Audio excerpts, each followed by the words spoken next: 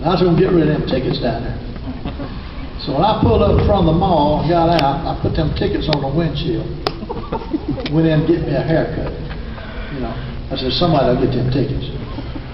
I go get a haircut, folks. I come back out there. There's 6 tickets on my windshield. It was bad. It was bad. But what I was kind of alluding to was when I first came there, not many people coming to the game. When I came here, we couldn't even fill up all our dorms.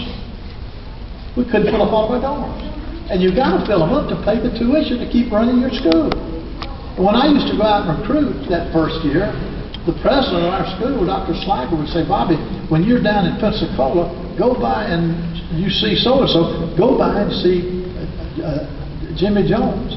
He's a straight-A student. See if we can get him to come to Florida State. And this girl over here, she's a great student. See if you can get her to come to Florida State. You know? So I tried to recruit students as well as players. You know, and the football coach really just don't have time to be doing that, but we did. Okay, because we're coming up now, let me tell you what happened. Now that year we were 5 and 6. That's the only losing year we had. Then we had 27. No, we had more than that. We had 33 years not losing season. And so we so what I was going to say is 4 years later, those boys went undefeated. We went undefeated. We went to our first major bowl. We got on national television several times. You know what? Now, you know what that did to our registration?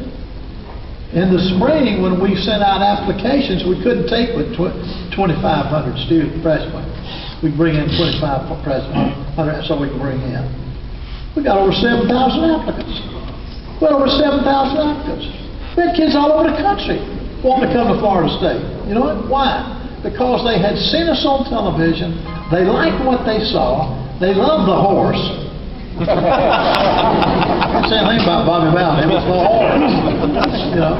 And so we got all those. Now, what does that mean when you have that many people applying? It means when you pick out those 2,500 students, get the smartest ones. Get the A students. Don't get them high Bs. Well, they would have got none of my family if they got high Bs. But don't get the best students, and then what do? You pick up your point average. You know, your school grows greater academically. And so, all right, now, again, you see what I'm saying? Football played a role. Kids want to go to school where there's a football team. They just do.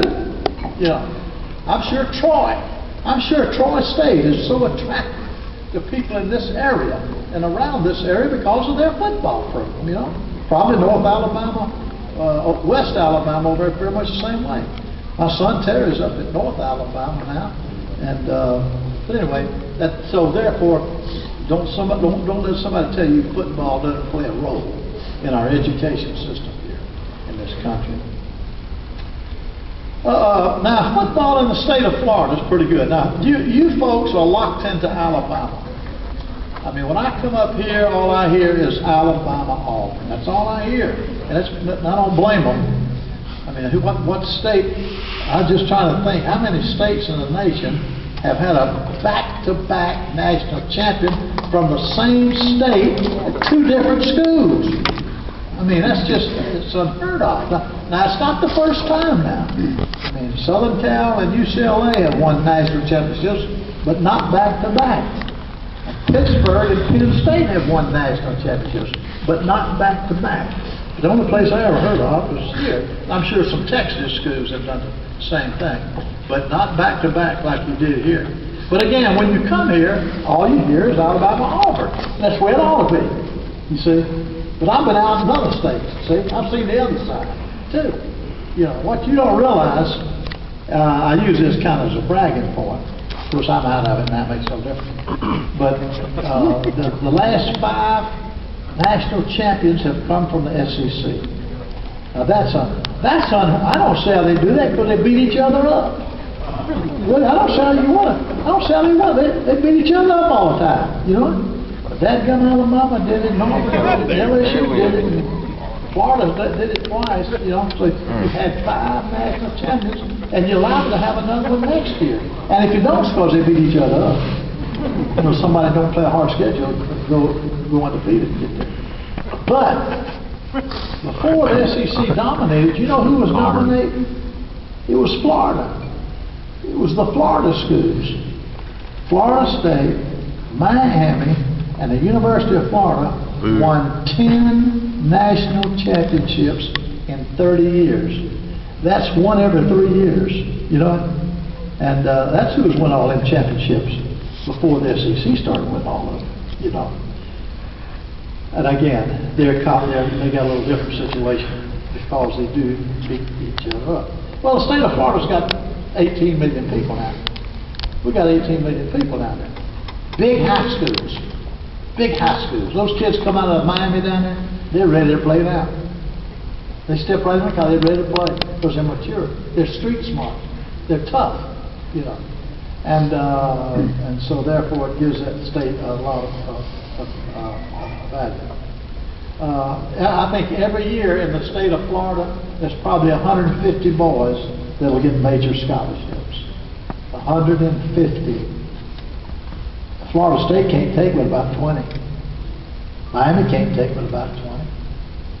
Florida can't take but about 20. That's 60. You got 150. There's 90 kids going somewhere else. So they go to Alabama, go to Georgia, go to Tennessee, go to Auburn, go to all over the country. You know, so you see Florida boys everywhere. But if anybody can dominate the state of Florida, like the University of Florida did recently, they're going to win national championships. They can beat anybody. Florida State's going to be good this year. I'm really impressed with what I've seen there. He's recruited great the last 2 years, and got a bunch of starters coming back this year.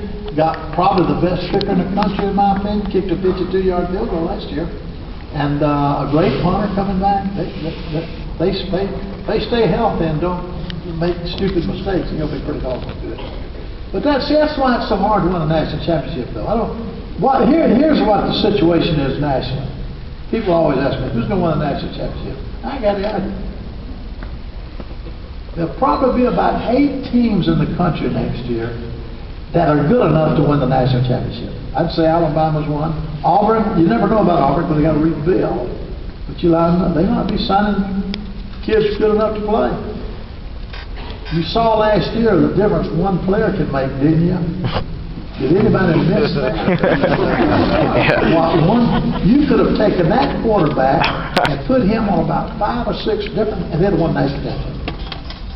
I've never seen one player dominate like he did last year, you know. But anyway, that you never know. But what I'm saying, there's probably about 8 teams in the nation that could. Oklahoma, you'd have to say Oklahoma, probably Texas A&M. Then you got the SEC, LSU, and probably some others in the conference, and Big Ten has Nebraska. But they're probably about 8 of them. Now, what'll happen? One of them will get lucky and win it. Last summer, when Alabama won their national championship, I was up in Birmingham, and somebody would always ask me, do you think Alabama can win another one back to back? Do you think Alabama can win it back to back? I said, yeah, if they're lucky.